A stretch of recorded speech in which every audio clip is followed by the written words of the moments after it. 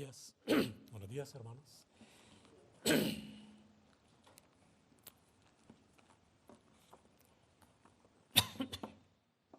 Bien,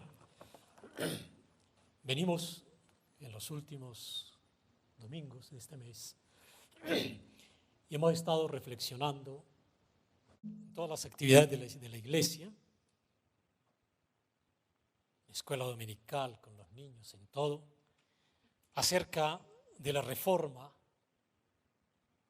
protestante que inició Lutero hace 500 años y que por la gracia de Dios me ha correspondido esta mañana enseñar sobre el tema de sola fe. En eso que los historiadores llaman las 5 solas de la reforma. Ahora, es cierto que hubo algunos reformadores previos a Lutero, como Hus, como Wycliffe, y después de Lutero también hubo otros, Zwinglio, Calvino. Pero de todas maneras, Lutero, escogido por la gracia de Dios, como nos enseñó el pastor Juan hace 8 días, por la gracia de Dios, Lutero fue escogido para liderar la causa más decidida de la reforma, enfrentarse a la Iglesia Católica, enfrentarse al papado y enfrentarse a ese alto número de clérigos que habían corrompido las costumbres de la Iglesia y que habían conseguido privilegios de manera indelicada. Esa fue la reforma que impulsó este monje alemán.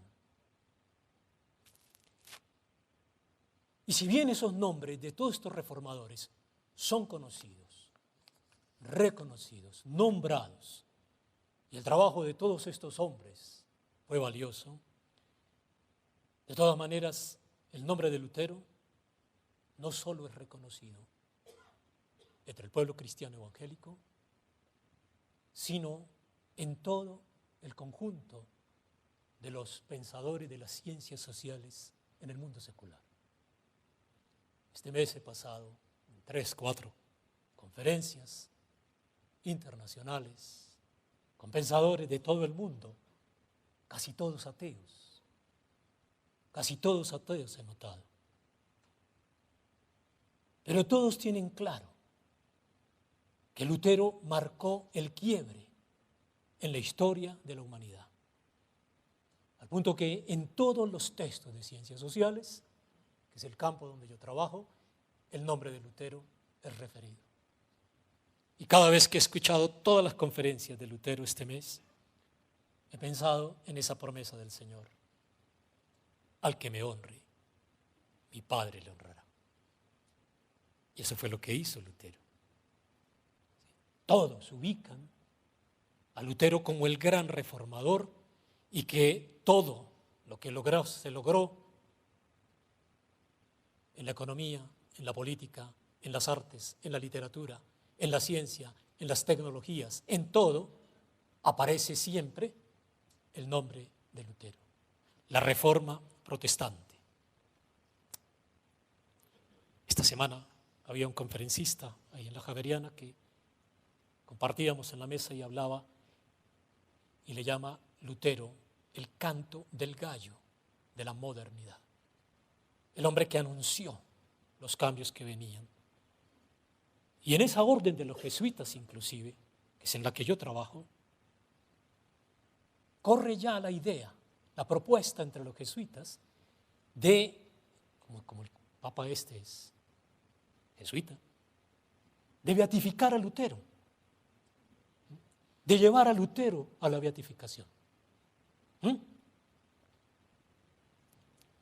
A este bellaco que vino hace un mes, a ese le he escuchado también. Llamar a la lectura de las Escrituras, ¿sí? Llamar a reconocer a Lutero como el gran reformador. Y cuando le leo eso, recuerdo esa sentencia del Señor: si ustedes callan, las piedras hablarán, las piedras calmarán. Ahora, lo que sí siempre digo es que cuando se trata de la fe, hay que desconfiar cuando un jesuita habla. Eso, por experiencia se lo digo.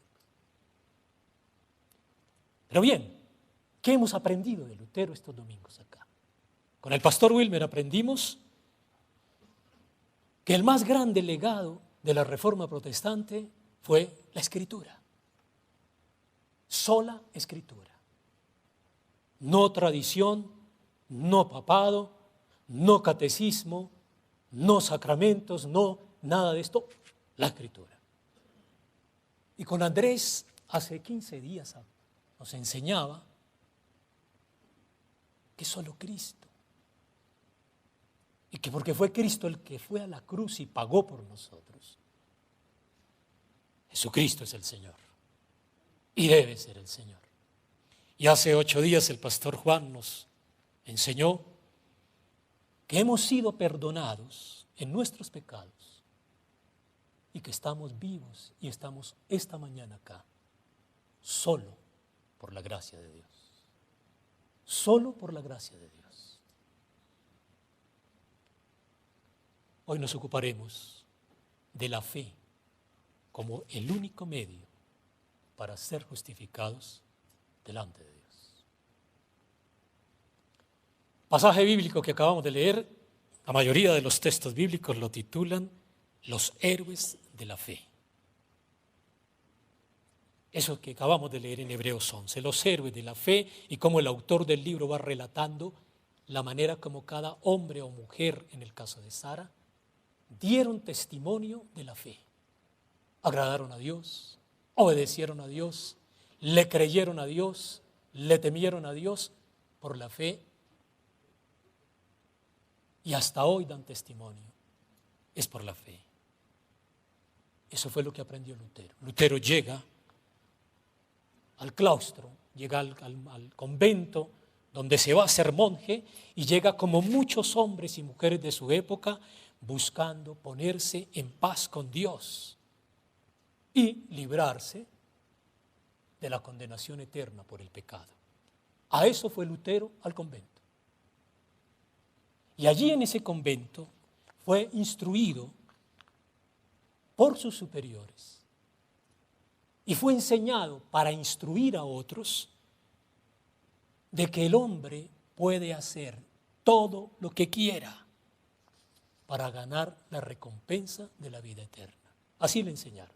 El hombre puede hacer todo lo que quiera. El hombre puede hacer todas las obras que quiera y necesite para alcanzar la justicia de Dios.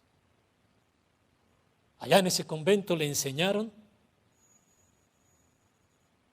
que si Dios es un Dios bueno, entonces está obligado a aceptar a un hombre bueno y lo que haga ese hombre bueno, todo lo que puede hacer ese hombre bueno. Es el argumento que hasta hoy escuchamos de los que rechazan el Evangelio. Si yo soy bueno, si no hago mal, si cumplo mis deberes, ¿por qué Dios me va a rechazar? Es la conclusión de Caín. ¿Sí? Si yo llevé una ofrenda, si yo fui con buena voluntad, si yo llevé todos estos frutos a Dios, ¿por qué Dios no se va a agradar de que yo cumplí? ¿Sí? ¿Cuál es la diferencia entre mi hermano y yo? Es la misma situación. ¿Sí? Pero la palabra de Dios es contundente. Romanos 3:10 dice, no hay justo, ni aún uno. ¿Sí? Y más adelante en el versículo 23 de ese mismo capítulo le dice, por cuanto todos pecaron, están destituidos de la gloria de Dios. ¿Sí? Estos versículos nos están recordando, nos están mostrando que no tenemos la capacidad humana para alcanzar el perdón y la gracia de Dios por nuestras obras. Ni antes de ser salvos, ni aún después de haberlo conocido y haberle recibido como nuestro Salvador, no tenemos, porque el corazón del hombre es engañoso nos conduce a la desobediencia cada día. Aún estos chiquitos que estaban por acá, que ahora están arriba. Bonitos, bien bañaditos, preciosos, juguetones, tiernos, inteligentes, amorosos, pero impíos. Impíos.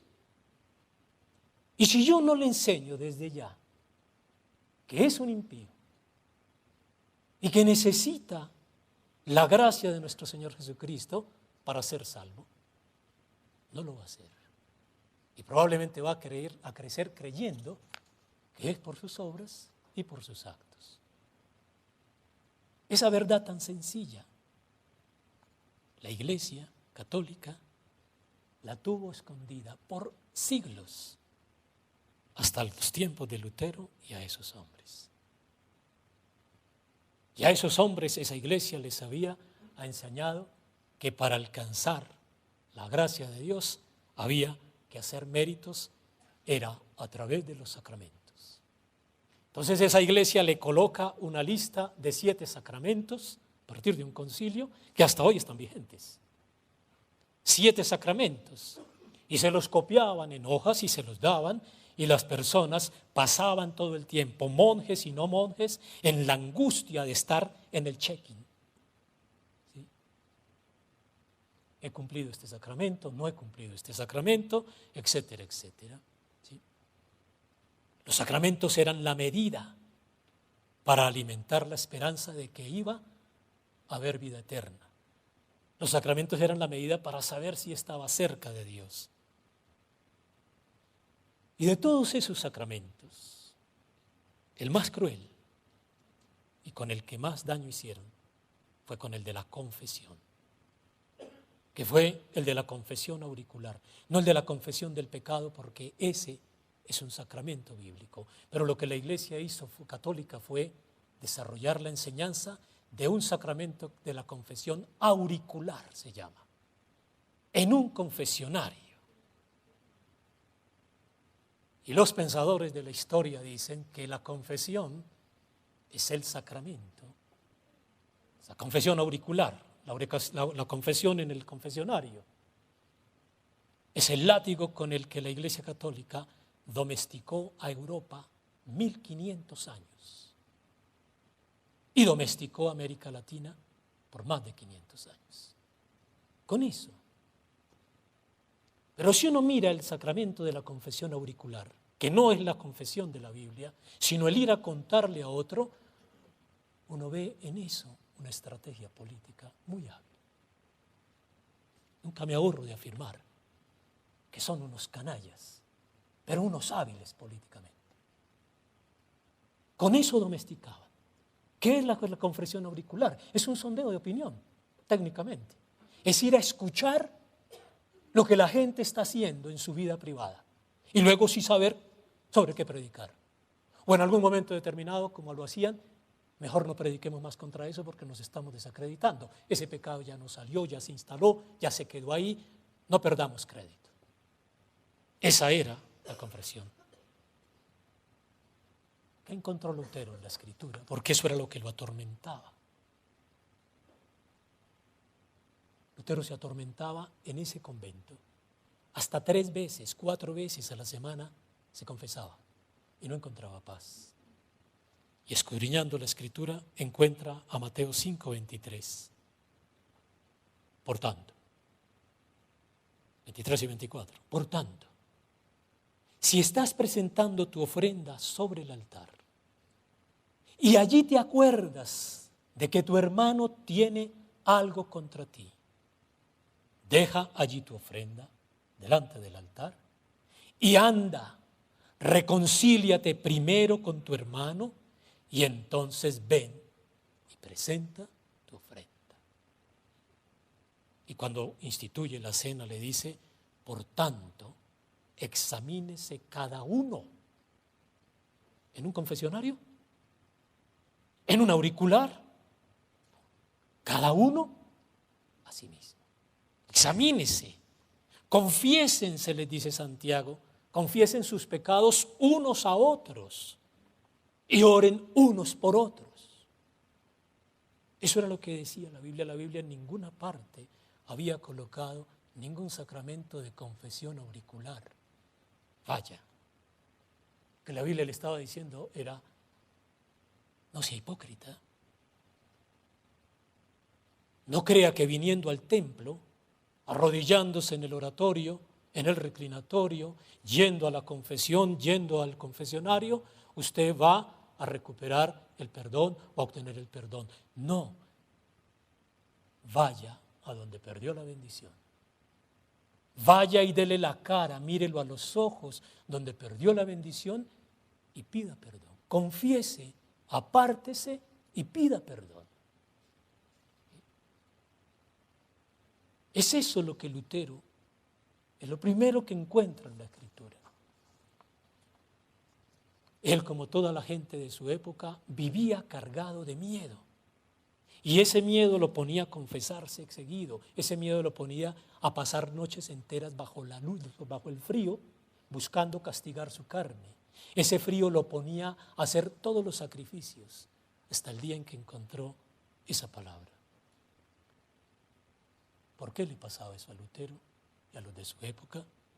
Porque habían enseñado, les habían enseñado que la autoridad la tenía el Papa, que la autoridad la tenía la tradición de la Iglesia Católica, que la autoridad estaba en el catecismo y en los sacramentos, que la autoridad estaba afuera.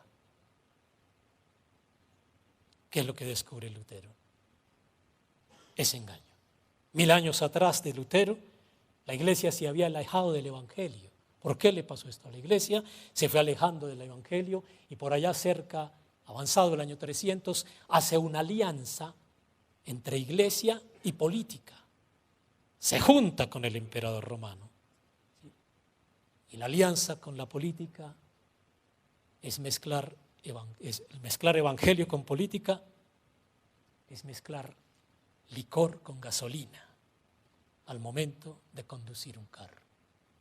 Esa es la alianza de la política con el evangelio. A eso lleva. Es como si usted se sube a manejar un carro mezclando gasolina y licor. La Iglesia fue conducida a todas esas aberraciones. Entre las peores, las indulgencias. Las indulgencias. Y comenzó tergiversando algo que se veía en la Iglesia primitiva. La Iglesia primitiva era común que si la persona cometía un pecado contra la comunidad, lo apartaban de la comunidad hasta que la persona no viniera frente a la comunidad, a los que había ofendido, confesaba su pecado, si podía resarcir, resarcía el daño y era nuevamente reinsertado a la comunidad. La Iglesia con el tiempo se fue arrogando el derecho de conmutar, de perdonar el pecado, ella, no el ofendido.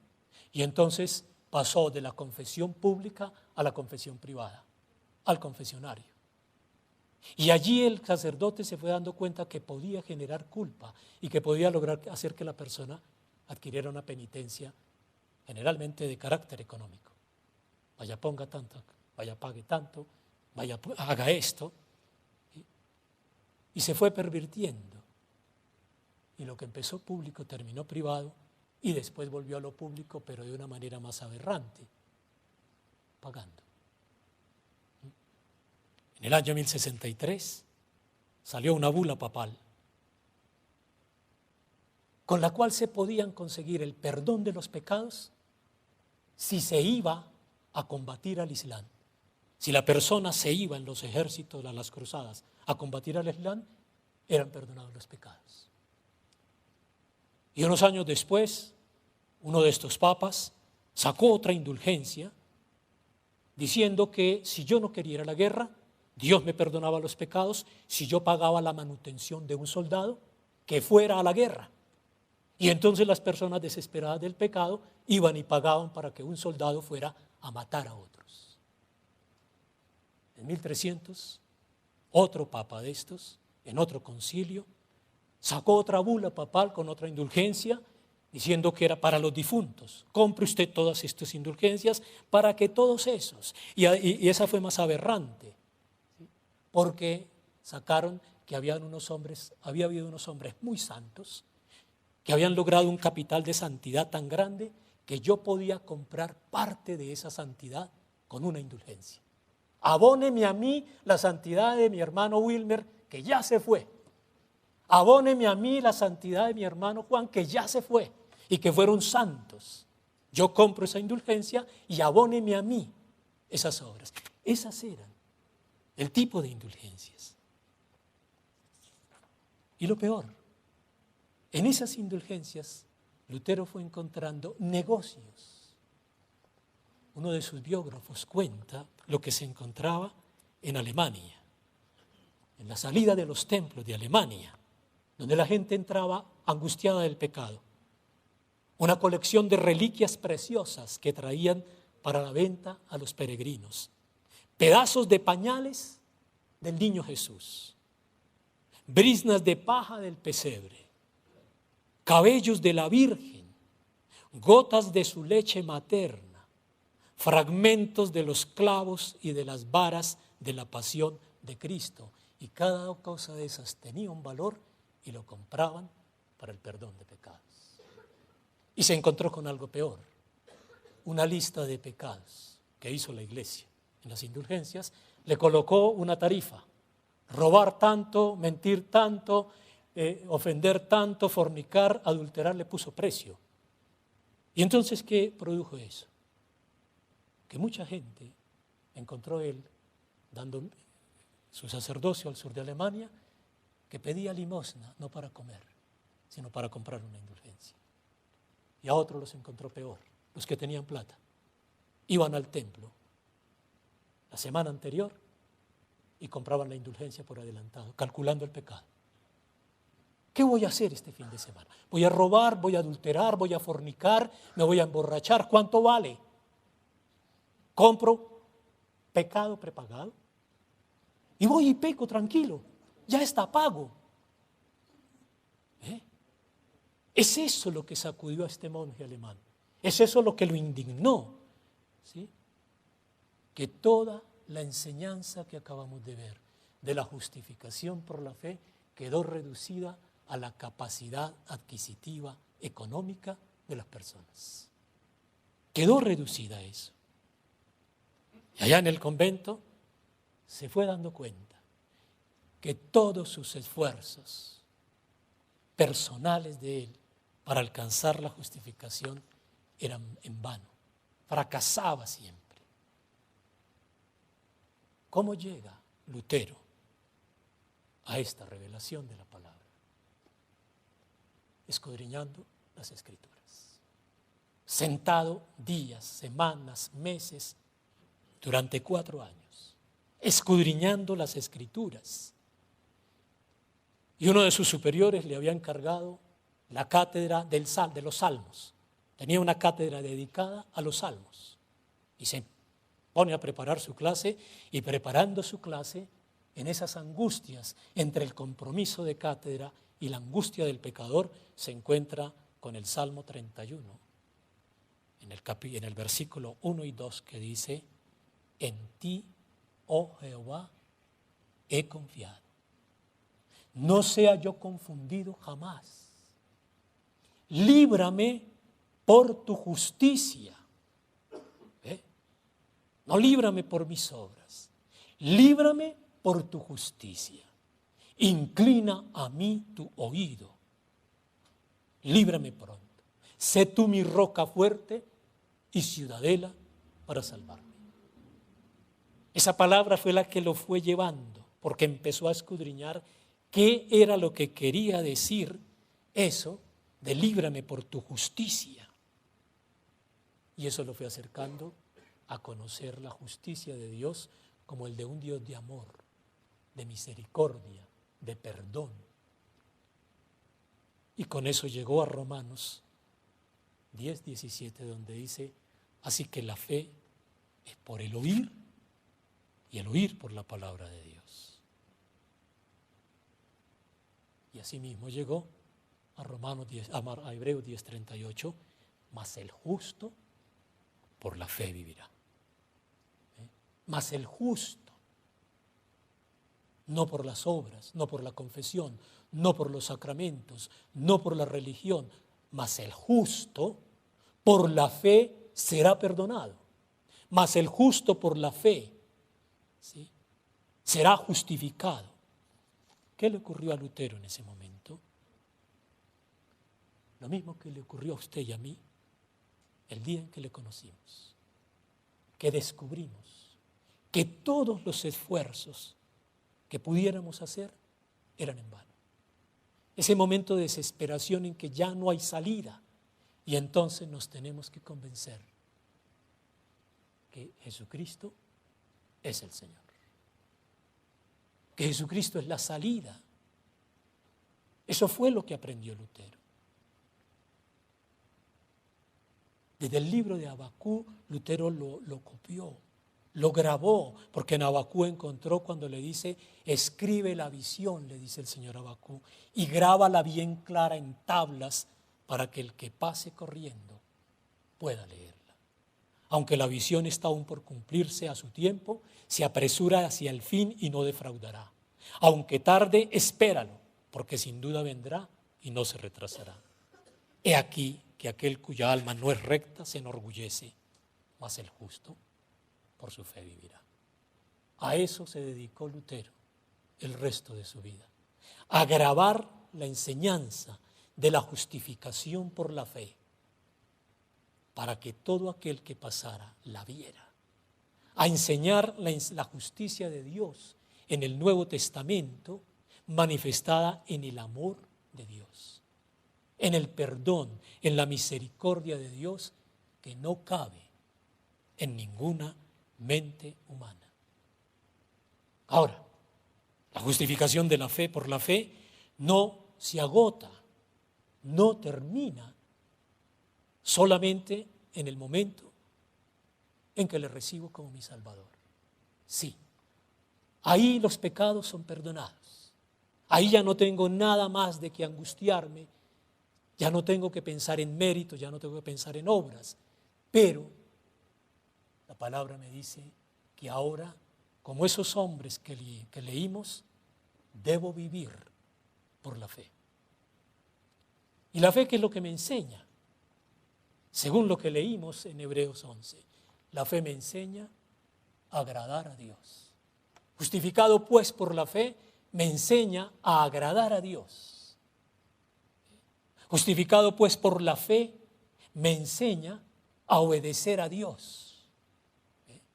Justificado pues por la fe, me enseña a perdonar como me perdonaron. ¿Sí? Justificado pues por la fe, me enseña lo que aprendió Lutero en la palabra. Decía en una de sus cartas que ya había descubierto y descansaba porque ya no iba a estar más en el reino de Adán y Eva, sino que se iba a convertir en un peregrino del reino de Dios. Esos hombres que nos dice el Salmo, el de Hebreos 13, conforme a la fe murieron todos estos, sin haber recibido lo prometido, sino mirándolo de lejos y creyéndolo y saludando y confesando que eran extranjeros y peregrinos sobre la tierra.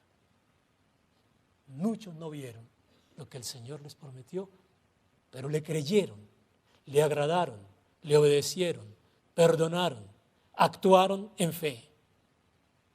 Esa sencillez del Evangelio, Lutero la encontró escudriñando la Escritura. Y entonces entendió que la vida del creyente, ¿sí?, empieza ahí, que la fe me tiene que llevar a actuar como hijo de Dios. Efesios 2, 8, 10 dice, porque por gracia habéis sido salvos, por medio de la fe. Y esto no proviene de vosotros, pues es don de Dios, no a base de obras para que nadie se gloríe.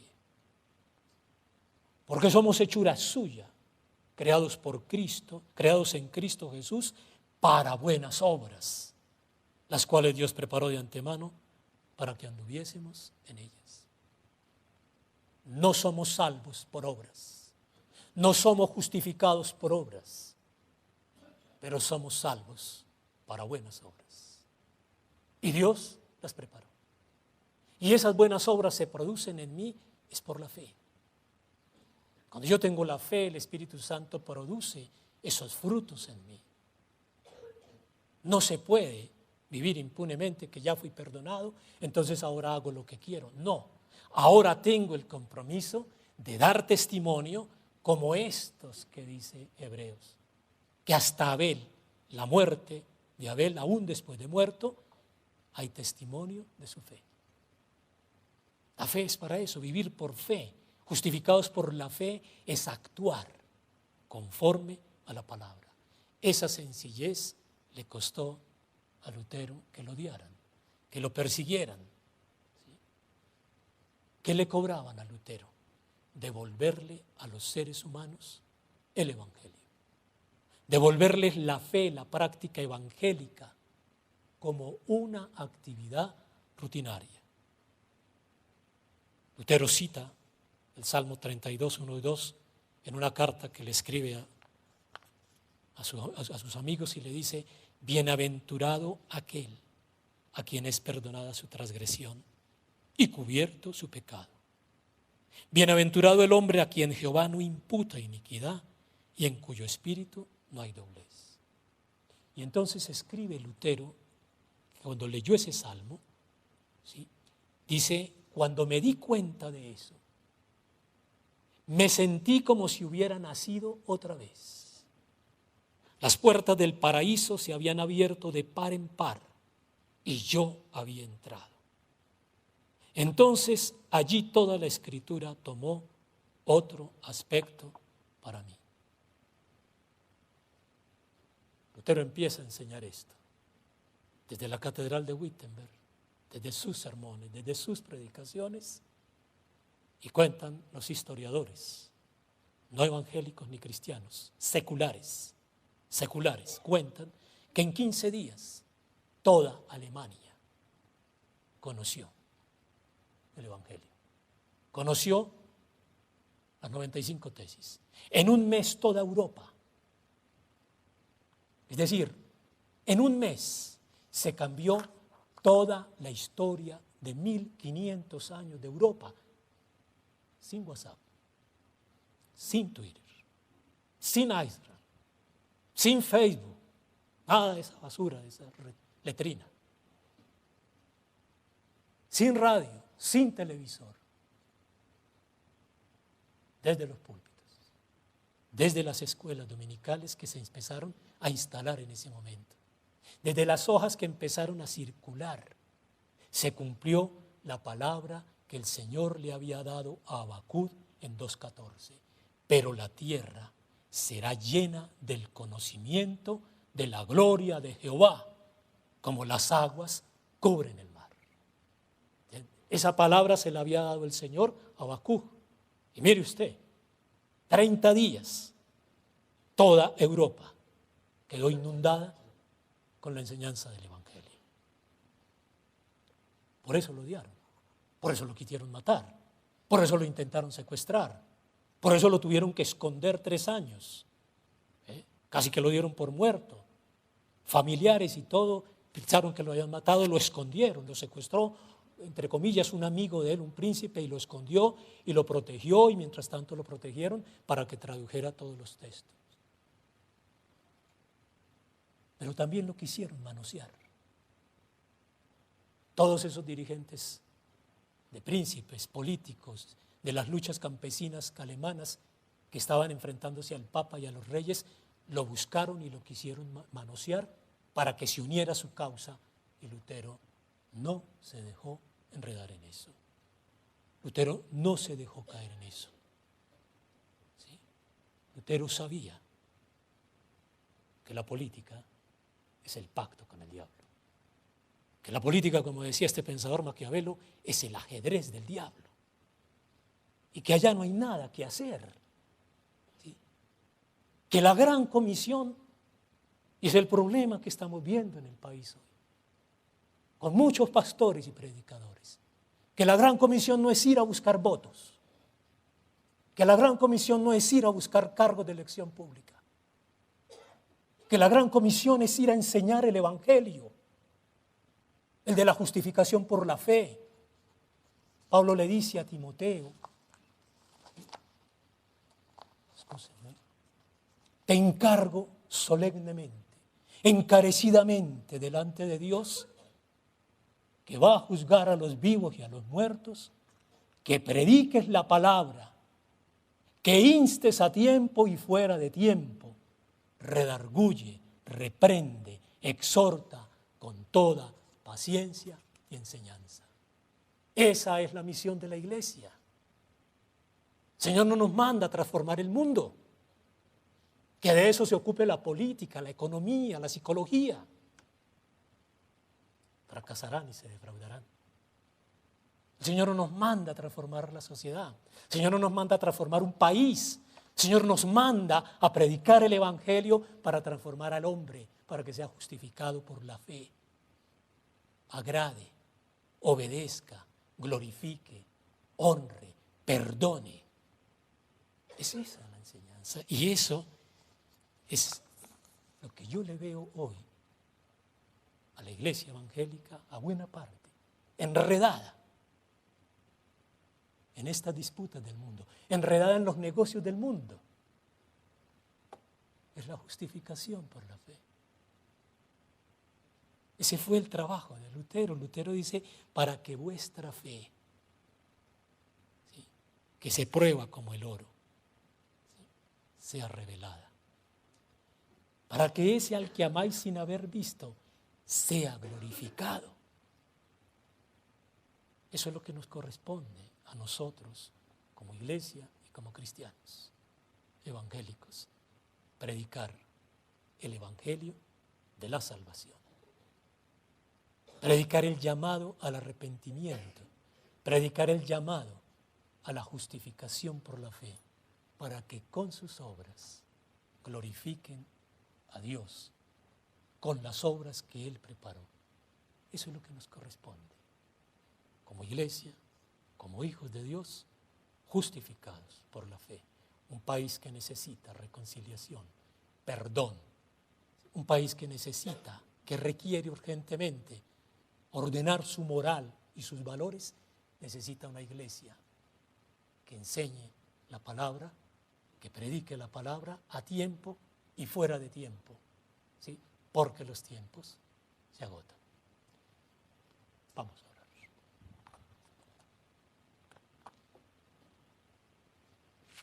Señor y Padre Santo, te agradecemos.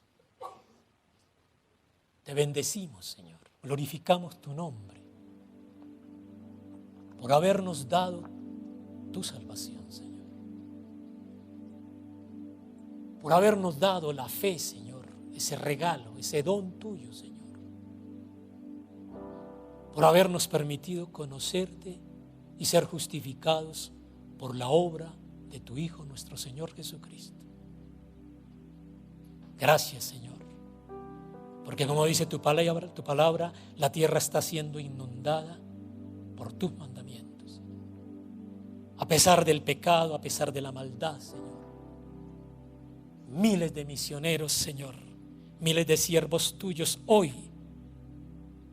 están adentrándose en selvas, montes, culturas extrañas, Señor, inundando la tierra de tu palabra, Señor. Enséñanos, Padre. Ayúdanos, Señor, a predicar tu palabra a los pecadores, a enseñarles la justificación por la fe, Señor. A enseñarles, Padre, que la fe produce agradarte, obedecerte, honrarte, perdonar, Señor, como tú nos perdonaste.